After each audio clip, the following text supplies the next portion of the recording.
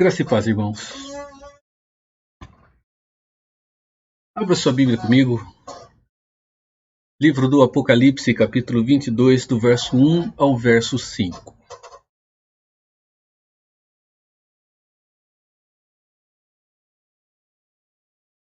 Apocalipse 22, do verso 1 ao verso 5. A palavra de Deus diz assim: Então me mostrou o rio da água da vida, brilhante como cristal, que sai do trono de Deus e do Cordeiro. No meio da praça, de uma e outra margem do rio, está a árvore da vida, que produz 12 frutos, dando seu fruto de mês em mês, e as folhas da árvore são para a cura dos povos. Nunca mais haverá qualquer maldição. Nela estará o trono de Deus e do Cordeiro. Os seus servos o servirão. Contemplarão a sua face, e na sua fronte está o nome dele. Então já não haverá noite, nem precisam eles de luz de candeia, nem da luz do sol, porque o Senhor Deus brilhará sobre eles, e reinarão pelos séculos dos séculos. Amém. Vamos orar. Nosso Deus, em torno da Tua palavra estamos mais um dia. Obrigado, Senhor, por esse instante aqui, por esse tempo. Obrigado, ó Deus, pelo que a Tua palavra tem nos ensinado, o que tem sido para nós força para continuar a caminhada da vida no presente. Obrigado, Senhor. Nós te bendizemos por isso. Pedimos a bênção sobre pessoas que estão internadas, novos irmãos que estão enfrentando situações difíceis com a Covid. Outros irmãos que continuam enfrentando dificuldades pela idade. Muitos irmãos que estão enfrentando dificuldades por outras enfermidades e outros problemas. Assista-os, ó Deus, com a Tua graça. Renove sobre suas vidas todo o Teu cuidado. E nos ilumine no estudo da Tua palavra nessa noite. Em nome de Jesus Cristo, o nosso Senhor e único Salvador. Amém. Amém. Vamos para um ato de louvor, para um momento de adoração ao Senhor com hino e voltamos logo depois para continuar o estudo da palavra de Deus.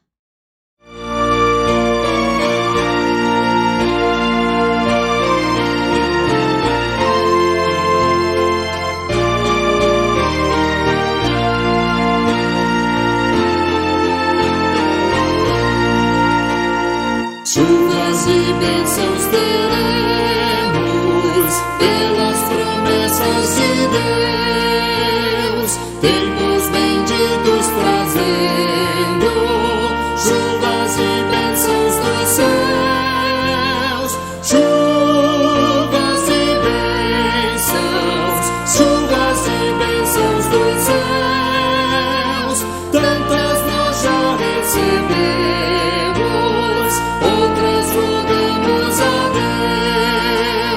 Chuvas e bênçãos teremos, e do Senhor nos virão os pecadores indignos, graças dos céus obterão. Chuvas e bênçãos dos céus, tantas nós já recebemos.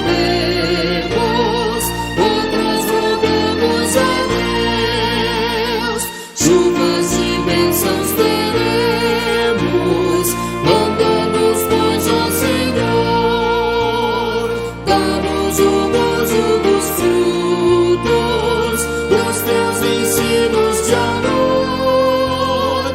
Chuvas e bênçãos dos céus, tantas nós já recebemos. Voltamos a Deus.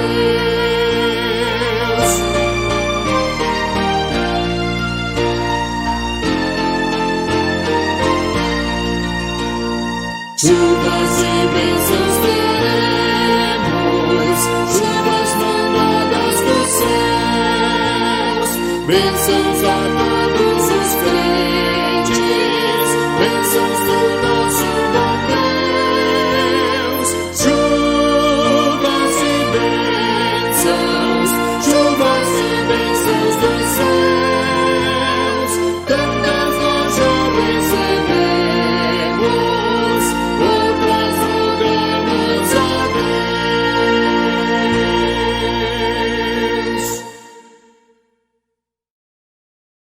Amém. Deus tem sido rico em cuidado sobre a nossa vida, Deus nos tem abençoado e nós precisamos reconhecer a bênção de Deus nas menores situações que nos envolvem. O livro de Apocalipse, no capítulo 22, na primeira parte do verso 3, nos traz a seguinte expressão: nunca mais haverá qualquer maldição. Vamos lembrar que João, ele recebe de Deus aqui a revelação, e recebendo a revelação de Deus, ele está olhando para a moradia futura de todos aqueles que viveram em Cristo como uma realidade já consumada. Ele afirma que na morada futura, maldição já não estará presente. A que maldição João estaria se referindo aqui? Essa mesma maldição é referida por Jeremias, no capítulo 17, verso de número 11. Em que implica esta maldição? Nós vamos estudar um pouco sobre isso nesta noite. Entender o conceito da maldição dentro da antiga morada e a maldição ausente dentro da nova morada. Então, é o que nós teremos por assunto nesta noite, continuando a falar sobre os últimos tempos, as últimas coisas, os eventos futuros que envolvem diretamente o retorno da pessoa de Cristo Jesus. Quando falamos então em últimas coisas, falamos no estudo sobre elas, na escatologia. Dentro da escatologia, o último ponto que nós estudamos envolve a relação da instalação do Filho de Deus, do povo, dos filhos de Deus na sua morada e daqueles que se tornaram rebeldes a Deus também na sua morada e a continuidade do relacionamento com o Senhor, a vida eterna, então por toda a eternidade. Vamos lembrar que na glorificação nós temos aspectos que se iniciarão imediatamente com o retorno da pessoa de Jesus Cristo. Com o retorno de Jesus, a ressurreição dos mortos acontecerá. Sequentemente, nós teremos o julgamento final e a instalação no novo céu e na nova terra por parte dos filhos de Deus, como disse, e a condenação eterna, inferno, para aqueles que se rebelaram contra Deus e aqueles que rejeitaram a graciosa salvação de Deus através da pessoa de Cristo Jesus. Então vamos caminhar com o nosso estudo. O fim da maldição de Deus no paraíso futuro. Esse é o tema do nosso estudo aqui nesta noite. Nunca mais haverá maldição. Essa é a expressão que encontramos no capítulo 22, verso 3, na primeira parte do versículo. Para pensarmos sobre isso, nós temos que dar uma volta. Vamos pensar de onde surgiu essa maldição. Eu já trago uma afirmação aqui. A maldição, ela é maldição de Deus. Vamos entender o que isso significa. Para isso, nós temos que voltar ao paraíso passado. Eu vou usar aqui duas expressões: paraíso futuro e paraíso passado. Paraíso futuro, referindo-se à nossa morada eterna, ao paraíso que as Escrituras vão referir-se também como novo céu e nova terra, a morada do Deus Todo-Poderoso, onde Ele estabelece o seu governo, hoje o céu, e futuramente o novo céu e a nova terra, hoje onde Jesus está, junto com as almas de todos aqueles que partiram no Senhor. Então vamos voltar ao paraíso passado e lá entender esta questão, esta relação de maldição. Então nós voltamos lá. Né? A maldição que então tem origem lá no Jardim do Éden, ela tem um caráter de estabelecimento da justiça de Deus, que é o que chamamos de caráter judicial. E ela vem como resultado direto da penalidade de Deus sobre a humanidade por ter quebrado os termos de uma aliança que fora estabelecida por Deus. Vamos lá. A aliança. Gênesis 2, 16 e 17. E o Senhor Deus ordenou ao homem: coma livremente de qualquer árvore do jardim, mas não coma da árvore do conhecimento do bem e do mal, porque no dia em que dela comer, certamente morrerás. Aqui estão os termos da aliança. Os termos da aliança são esses: me obedeçam, sejam fiéis ao que eu estabeleci, e vocês viverão.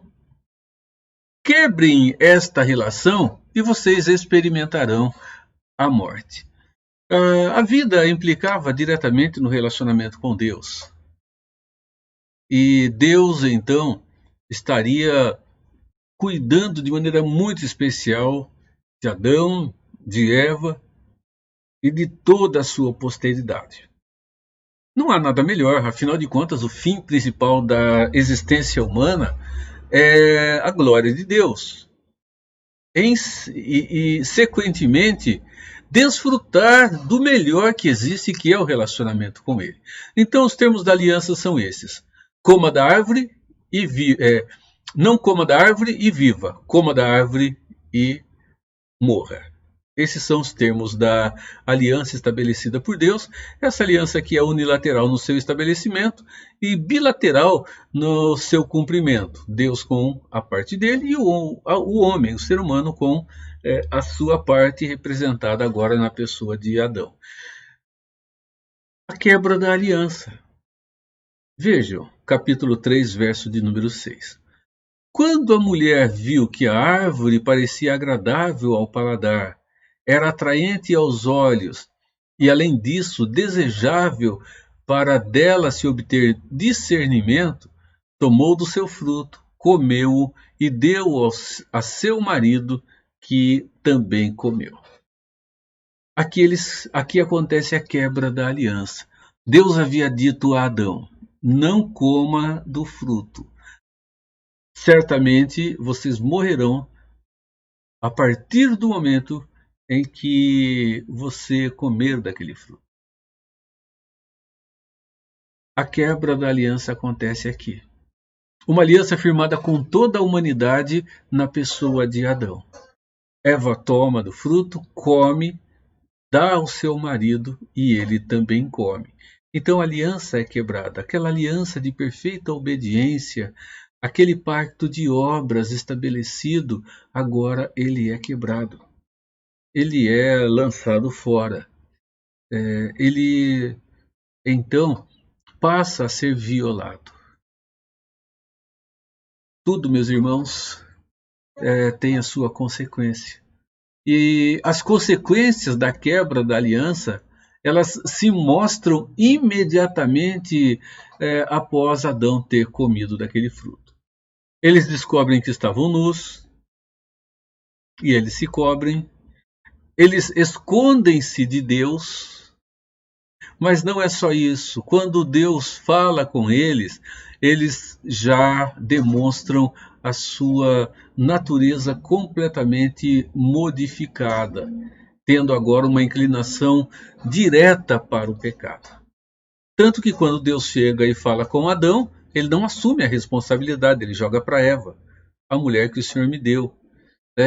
Quando Eva, então, se vê na situação, ela joga a culpa para a serpente. E nós observamos que Adão, ele chega e quando ele joga a culpa para a mulher de maneira direta, ele não apenas fala com Deus sobre a responsabilidade dela, mas também a responsabilidade é jogada para as mãos de Deus do seu ato pecaminoso, do seu ato inconsequente, no que diz respeito àquilo que Deus havia estabelecido. Ele diz: a mulher que tu me deste. O Senhor me deu a mulher e olha o que ela fez.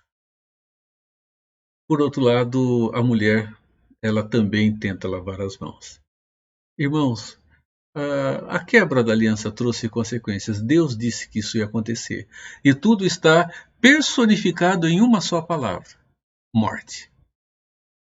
A morte é uma consequência direta da quebra da aliança que houve entre a humanidade e Deus no jardim que Deus plantou lá no Éden.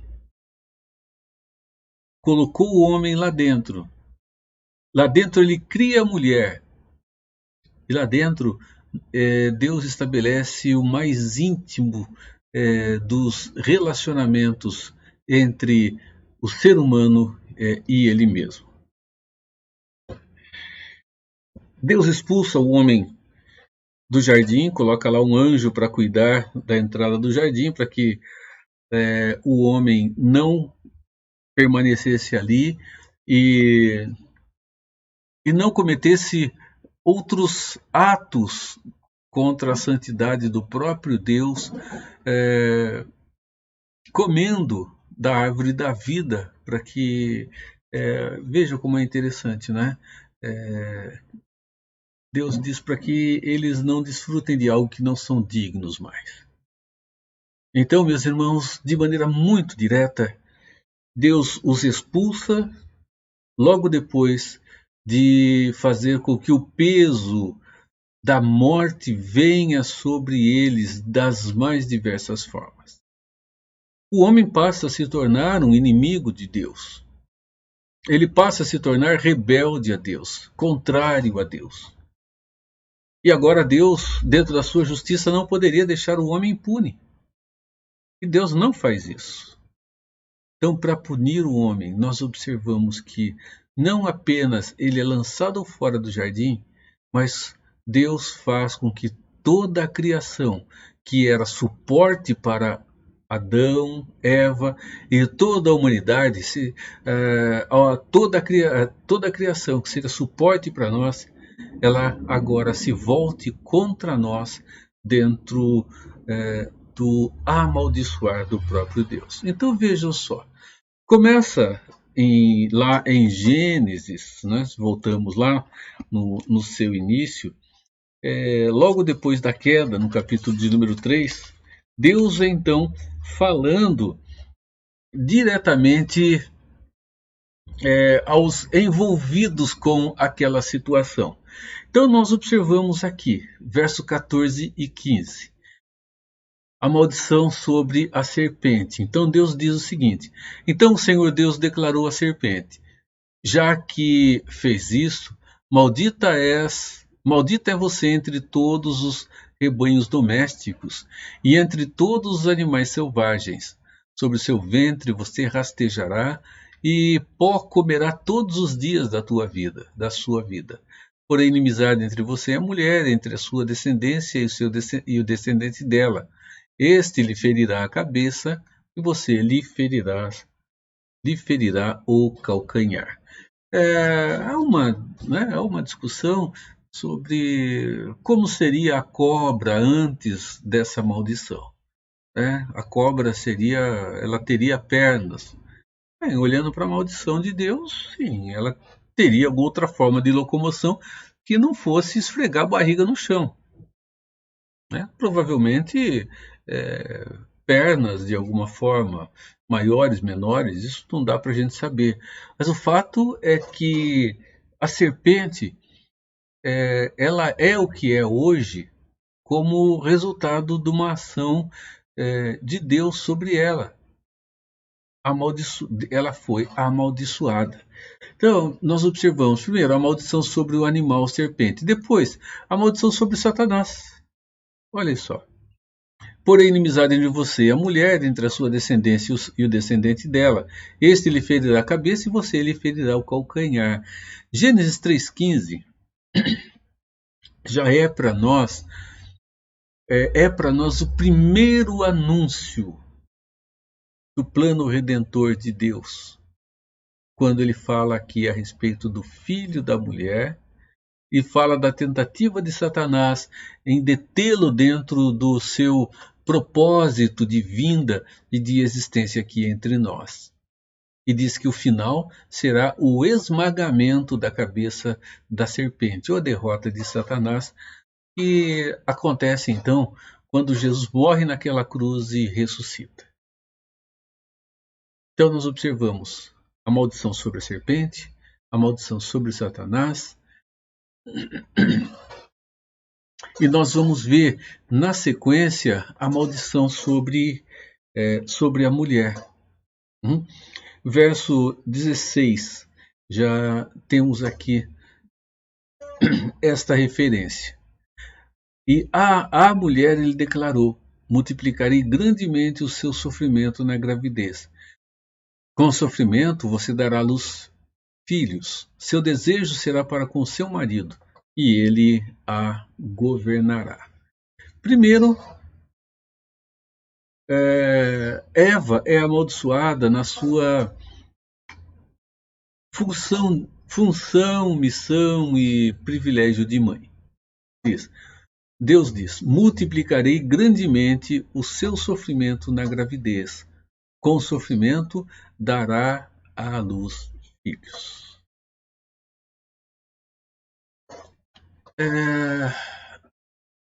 A dor que as mulheres têm, o desconforto que há dentro do período da gestação,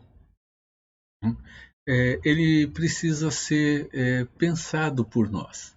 Né? Deus disse: multiplicarei grandemente o seu sofrimento na gravidez. Com sofrimento você dará à luz filhos. Vamos pensar no seguinte: se Eva, antes de ter comido do fruto, Adão, e ter dado Adão não ter comido do fruto, se ela tivesse ficado grávida, como seria essa gravidez? Essa gravidez seria uma gravidez sem desconforto?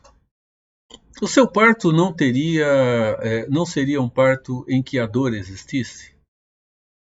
É interessante a gente observar, porque dá-nos a impressão, à primeira vista, que o desconforto da gravidez e a dor que existe no parto, elas vieram como uma consequência do pecado e uma relação direta em relação à maldição de Deus.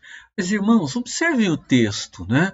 A palavra de Deus nos mostra que o desconforto da gravidez não é uma consequência direta do pecado, não é a maldição de Deus. É uma relação natural que existe dentro desse privilégio feminino.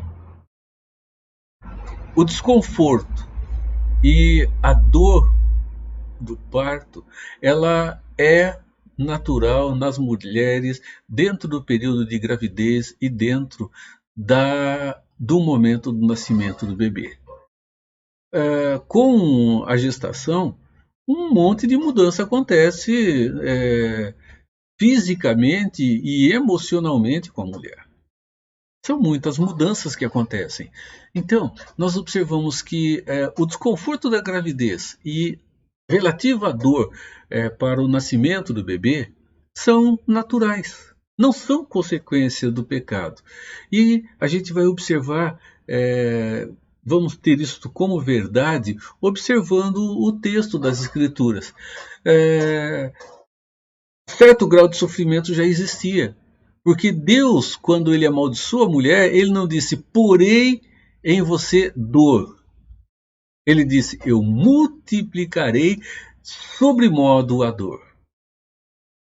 Vejam, ele multiplica o que já existia. Ele não está criando algo novo aqui. Ele está fazendo com que aquilo que seria natural, aquilo que traria com certeza muita alegria e muito prazer ali, agora se torne um sofrimento. E observe, o que Deus simplesmente ele multiplica o que já existia. Se a gente for para a regrinha da matemática, isso é simples. Qualquer número multiplicado por zero, né, ele vai ter um único resultado. Não se pode multiplicar aquilo que não existe. Multiplica-se aquilo que já existe. Eva não tinha experimentado ainda a concepção, a gestação e o parto.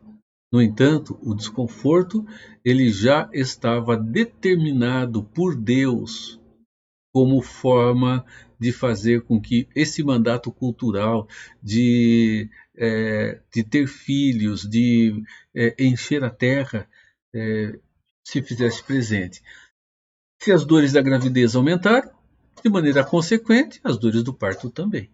Né? Então, é uma relação direta que nós temos aqui no verso 16. E em meio a dores, a dor dará à luz filhos.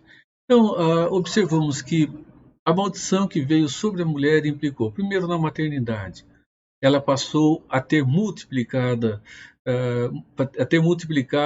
o desconforto da sua gravidez, dores, e grandemente a dor na hora do nascimento do bebê. Né? Então vamos pensar o seguinte, uma hipótese apenas, né? Para não cairmos aqui num problema de uma heresia. Mas vamos imaginar o seguinte, vamos considerar a possibilidade de no novo céu e na nova terra haver gravidez, haver concepção, gravidez e haver o parto. Irmãos, as mulheres, se isto hipoteticamente houver no novo céu e na nova terra, elas iam ter os seus bebês sem qualquer peso da maldição que houve lá atrás, estabelecida por Deus como pena, como ato de disciplina no paraíso passado. Aqui é só uma hipótese. Estamos fazendo aqui um paralelo entre o paraíso passado e o paraíso futuro. No paraíso passado, se Eva tivesse tido uma gestação antes do pecado, seria uma gestação como uma mulher tendo os bebês depois da instalação do novo céu e nova terra. Seriam dois momentos extremamente iguais, momentos sem o peso da maldição de Deus, onde se aumentou de maneira muito grande o desconforto na gravidez e as dores do parto. Por outro lado, meus irmãos, a palavra de Deus ela continua mostrando que sobre a mulher não pesou apenas o ato disciplinar como mãe, mas também como esposa. E o texto diz uma coisa desconfortável também. Com relação ao seu papel de esposa, Deus diz o seguinte: e o teu desejo será para o teu marido e ele te governará. Não tem nada a ver aqui, essa palavra, o desejo e governo, com o estabelecimento de Deus como cabeça do lar. Parece-nos que o que Deus faz aqui é aliar a vontade da mulher a uma relação de submissão àquilo que existe dentro de uma relação natural, marido e mulher na família. Vejam, tomei aqui a Bíblia de Estudo de Genebra, né, está um pouco diferente do que o texto nos mostra aqui. Ela faz um comentário muito interessante, né, quando ela fala a esse respeito. Deixa eu fazer a leitura aqui, que fica um pouco mais preciso. Diz assim, quando a Bíblia traz o comentário sobre o versículo 16 do capítulo 13, do capítulo 3. Apesar de sua condição caída, a mulher ainda participaria da procriação. Desejo, com relação à expressão desejo. O paralelo formado entre a frase ele te governará e a palavra de desejo que aparece no capítulo 4, verso 7, quando diz o seu desejo será contra ti, sugere que o desejo da mulher de controlar seria submetido ao domínio do homem. O que nos parece apresentar aqui é uma relação de limitação a algo que o próprio Deus concedeu à mulher. Deus concedeu à mulher algo que agora ele limita para que não houvesse mais prejuízo para a mulher, para o seu esposo e para a sua própria família. Não tem nada a ver com a liderança do seu marido. O marido ele vai continuar com a sua liderança. Isso foi estabelecido na criação da mulher e na relação conjugal estabelecida por Deus. Agora, parece-nos que Deus está colocando aqui limites na ação da mulher, não na sua função como mãe, mas no seu coração em pecado diante da sua condição como esposa. Afinal de contas, nós observamos que a queda acontece não por uma ação do diabo de maneira direta, ou de Satanás de uma maneira direta para com Adão. Para atingir Adão, que era o cabeça do pacto, Deus usa a mulher. E ele usou a mulher dentro das qualidades e prerrogativas que Deus concedeu a ela, dentro de todo o cuidado que deveria se ter dentro de uma família. Observe o que Salomão diz. Ele diz que a mulher que tem sabedoria edifica, mas a mulher insensata com as próprias mãos derruba aquilo que foi construído. Irmãos, parece-nos que Deus está aqui a colocar limite em algo que de maneira muito particular poderia trazer prejuízo. Ele diz, o seu desejo, Gênesis 4, 7, será contra você, cumpre a você dominá-lo. E essa palavra desejo que aparece aqui no capítulo 3, verso 16, quando diz o teu desejo será para com o teu marido, a mesma palavra aparece em Gênesis 4, 7, mostra que Deus está cuidando do desejo da mulher para o próprio bem dela. Seu desejo será para com o teu marido e ele te governará. Aquilo que deveria ser bom não se tornou tão bom por causa do que foi a consequência da escolha feita. Vejam que a ordem do casamento, a ordenança, ela continuou, não mudou. Deus continua com o seu propósito original de estabelecer uma relação de povo, de população, de tomar conta e povoar toda a terra. Só que na batalha entre homem e mulher, esse propósito, meus irmãos, ele sofreu profundas distorções. Essas bênçãos do relacionamento a dois, do relacionamento conjugal, que deveriam ser vividas, que foram vividas e foram desfrutadas por Adão e Eva de uma maneira muito boa, irmãos, elas foram distorcidas pela relação do pecado que se fez presente. E aquilo que era para ser bom, se tornou ruim. Quando Deus diz, o seu desejo será contra o teu marido, o que o pecado fez? Fez do homem aquele dominador, aquele que muitas vezes acha que é dono da mulher, aquele que a obriga a uma submissão que a palavra do Senhor não afirma existir. Uma submissão criada pelo homem em detrimento da sua condição de pecado. Por outro lado, nós observamos que a mesma relação ela acontece quando a mulher agora ela se sujeita à sua própria vontade. E Deus diz: a sua vontade é contra você mesmo.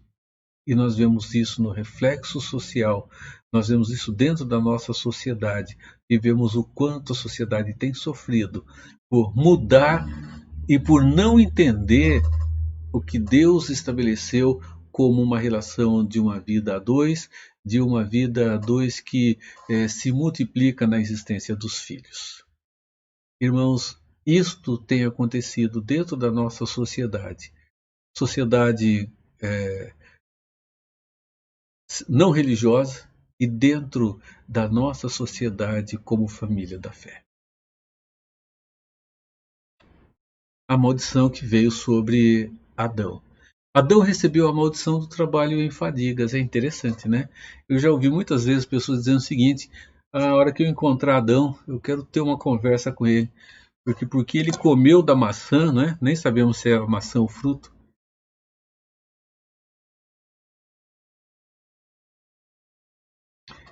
Quer dizer, se eu chegar lá, a hora que eu encontrar Adão, eu vou ter uma conversa séria com ele, porque se ele não tivesse comido da maçã, né, podia ser jaca, gabiroba,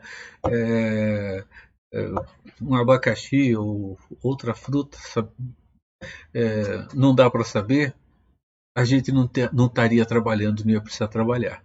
Ou engano terrível. O trabalho não é maldição de Deus.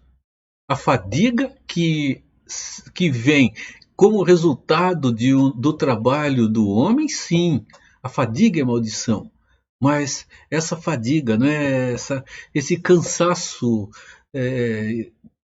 extremo que faz com que tantas e tantas vezes cheguemos ao limite, isso sim vem como maldição de Deus. Então, Deus amaldiçoa ao homem quando diz respeito ao trabalho, aumentando e multiplicando as dificuldades que existiriam para que o homem conseguisse o alimento para a sua manutenção e para o seu sustento. Então, Adão passaria a comer das ervas do campo como os animais fariam. E vejam esses dois textos, de Gênesis 1, 29 e 30 e Gênesis 3, 18. Aqui Deus diz, né, quando fala ao homem sobre o seu alimento, diz assim: eis que lhes dou todas as plantas que nascem em toda a terra e produzem sementes, e todas as árvores que dão frutos com sementes. Elas servirão de alimento para vocês. E dou todos os vegetais como alimento a tudo o que tem em si fôlego da vida. A todos os grandes animais da terra, a todas as aves do céu, a todas as criaturas que se movem rente ao chão, e assim foi. Vejam depois do pecado. Essa terra que daria sementes, que daria todas essas coisas boas para que nós nos alimentássemos, passou a produzir espinhos e ervas daninhas. E ela lhe dará espinhos e ervas daninhas, e você terá que alimentar-se das plantas do campo. Cardos e abrolhos. Não existia nada disso. Ela passou a ter espinhos e ervas daninhas. Cardos e abrolhos diz respeito, parece-nos que a plantas espinhentas. Parece que o cardo espinhento no seu fruto e os abrolhos espinhentos nas suas folhas. Mas a terra passaria a produzir espinhos, que não tinha, e ervas daninhas. Né? Tem uma frase que diz que tem gente que faz tiririca, que é praga de canteiro, né? Difícil de tirar do meio. Né? A tiririca, irmãos, né? Ela tem uma sementinha, a gente tira a folha, ela se ramifica por baixo e vai soltando broto para todo quanto é lado, ela vai se multiplicando. Essas pragas que dão no meio da plantação e no meio do jardim que precisam ser removidas, elas não existiam. Elas vêm, meus irmãos, para aumentar o trabalho do homem no cultivo do alimento que ele precisa. Aí nós temos a maldição sobre Adão. Ele teria fadiga para poder se alimentar. E isto nós observamos. Deus faz com que haja dificuldade para que o alimento seja conseguido. Deus amaldiçoa o solo. Ele faz isso para penalizar as pessoas, o ser humano. Lembre-se que com a quebra da maldição, com a quebra da aliança, a maldição veio sobre o homem. Então, a natureza, ela está sofrendo maldição para que o juízo de Deus esteja sobre o ser humano. A maldição, segundo Romanos, não foi uma maldição somente sobre pessoas, foi sobre tudo. Lá Paulo diz que a criação, toda a criação geme aguardando o dia da redenção. Toda a criação, ela geme aguardando o dia da volta de Cristo Jesus. Então, a maldição, ela atingiu de maneira muito particular o lugar aqui que a gente vive, quando Deus diz que a terra seria amaldiçoada. Né? Ele está falando da nossa vivência aqui. Uma terra que agora ia ter pedra, para cultivar, uma terra que teria espinho para machucar, uma terra que passaria a produzir ervas daninhas para ter que ser limpa. A maldição sobre a terra vem para que a dificuldade faça parte da vida do ser humano. E é interessante nós observarmos que à medida que o próprio ser humano cria um dispositivo para acabar com o espinho, para acabar com pedras, para acabar com as ervas daninhas, ele cria um dispositivo para penalizar a si mesmo, porque o próprio ser humano ele vive consequência desses atos, dessas tentativas de fazer com que a produtividade aumente. Aumenta a produtividade e, em muitos casos, a relação é direta, trazendo prejuízo à saúde humana para que uma boa ou grande produtividade aconteça.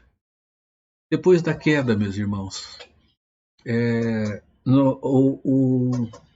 o reino animal também sofreu mudança. A gente observa hoje, os animais, eles são agressivos aos homens. Mesmo os animais mais dóceis são assim. Alguns dias atrás, estava vendo uma reportagem sobre um senhor que criou 2 leoas brancas, desde que foram encontradas com poucos dias de vida. Elas tinham perdido a mãe e ele as criou. E criou dando mamadeira, criou ali com ele o tempo todo. E um determinado momento, meus irmãos, ele foi morto por essas leoas que ele criou na mamadeira. Essas leoas que ele brincava, que nadava com ela, que deitava com ela, que rolava com ela no chão. As pessoas que estudam o comportamento humano, eles dizem que por mais doméstica que seja, por mais domésticas que fossem aquelas 2 leoas, elas ainda eram selvagens. Elas não conheceram o mundo selvagem como conheceriam se tivessem sido criadas pela mãe leoa no meio da floresta aprendendo a caçar. Mas dentro dela havia algo que naquele momento despertou e que, numa brincadeira, o seu, entre aspas, dono, o seu criador, machucou-se, o sangue apareceu e ela se viu incitada por aquele aroma novo e elas simplesmente o arrastaram para o meio do mato. Elas não o devoraram, mas elas o mataram. Irmãos, os animais mudaram. Mesmo os animais mais domésticos, eles ainda são agressivos ao homem, porque sofreram de Deus transformação. Transformação que faz com que hoje eles sofram o que não era cada um deles dentro do propósito original estabelecido por Deus na eternidade passada. Após a queda, então, houve mudança sobre a fauna, houve mudança sobre a flora, houve mudança, meus irmãos, sobre a própria terra, no sentido de lugar onde o plantio acontece. E, finalmente, por fim, a morte decretada por Deus, ela acontece. Adão recebeu a morte, a maldição da morte física. Deus disse: certamente, no dia que dela comerdes, vocês morrerão. Gênesis 5,5 nos mostra que demorou quase 1000 anos para isso acontecer. Viveu ao todo 930 anos e morreu. Está referindo-se a Adão. Tudo isso vem judicialmente como a manifestação de Deus, trazendo a consequência direta da quebra daquele termo tão especial estabelecido por Deus, a sua aliança. E nós continuaremos então, Deus nos permitindo, no domingo de manhã, dando sequência, falando sobre o fim da maldição de Deus lá no paraíso futuro. É sempre bom nós lembrarmos que a relação entre a maldição do paraíso passado e a relação da maldição no paraíso futuro, elas estão ligadas. Elas estão ligadas de uma maneira bem direta. Então, Deus nos permitindo, no domingo nós voltamos e nós estaremos aqui para estudar a palavra de Deus, dar sequência e terminar o nosso assunto de hoje. Ore comigo. Senhor, amado e grandioso Pai, quando nós olhamos para as Escrituras, quando nós entendemos o que ela nos diz, nós entendemos também, Senhor, o porquê a redenção que o Senhor nos deu, ela se fez necessária, inclusive envolvendo a sua própria criação como um todo. Nosso Deus, quando nós olhamos para as Escrituras, nós vemos também o porquê somos como somos, porquê vivemos como vivemos. Porque o nosso relacionamento com a tua criação é um relacionamento de sentir da sua própria criação, a hostilidade para conosco, Senhor. Tudo isso vem como juízo do Senhor. Ó Deus, se não fosse a tua maldição, nós já vemos a beleza da tua criação. É difícil a nós imaginar como seria se não houvesse o pecado se instalado em nosso meio, se o Senhor não tivesse amaldiçoado, Pai, por nossa causa, a tua santa, boa e perfeita criação. Ó Senhor, nos perdoe porque nós não conseguimos hoje, mesmo salvos em Cristo, transformados, cuidar de tudo aquilo que o Senhor de maneira muito bela criou. Louvado seja o teu nome, Senhor, porque haverá um momento em que nós teremos a oportunidade de conhecer esta beleza, agora valorizando-a com uma vida renovada. Ó Deus, nós oramos, Senhor, agradecendo por esse abençoado cuidado. Nós pedimos ao Senhor em nome de Jesus. Amém. Irmãos, vamos ter mais um momento de louvor ao nosso Deus. O Quarteto Átrios estará cantando. Depois encerramos com a bênção apostólica.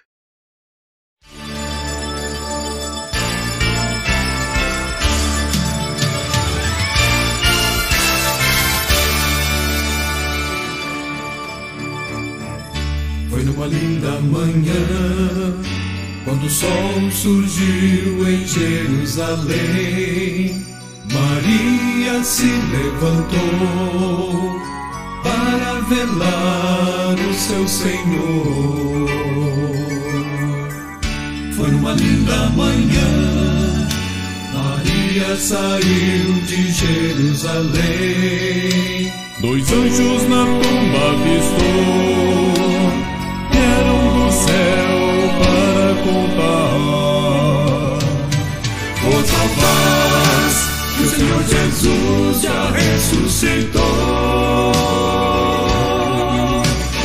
Quando trombetas que estão a ressoar, toda a terra entoou Cristo vive, sempre exclamando com delírio de louvor, Cristo ressuscitou. Aleluia, aleluia. Foi numa linda manhã que Pedro e João de Jerusalém correram sem descansar até o local para confirmar. Ouça a paz, que o Senhor Jesus já ressuscitou. Como trombetas que estão a ressoar, toda a terra entoou Cristo vive, sempre exclamando com delírio de louvor, Cristo ressuscitou. Aleluia, aleluia. Como trombetas que estão a ressoar, toda a terra entoou Cristo vive, sempre exclamando com delírio de louvor, Cristo ressuscitou. Aleluia, aleluia. Foi numa linda manhã, Jesus ao olhar para Jerusalém,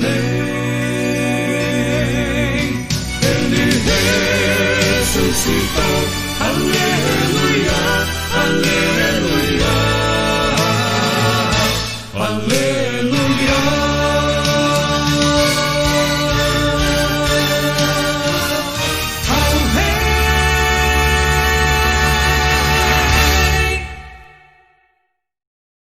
Amém, que bênção.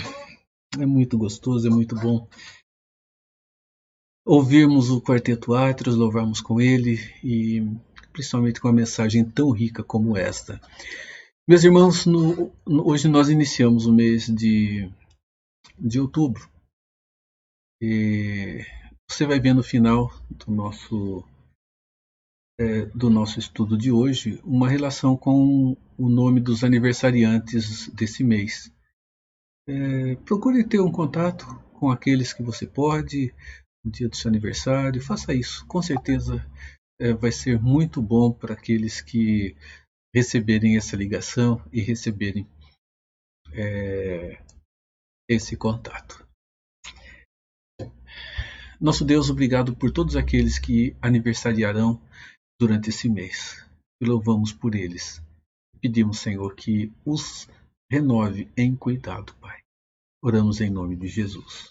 Irmãos, que a graça do nosso Senhor e Salvador Jesus Cristo, o amor de Deus, o nosso Pai, a comunhão do Espírito Santo, seja com a sua vida, com o seu lar e estenda-se sobre todo o povo de Deus, hoje e por todo sempre.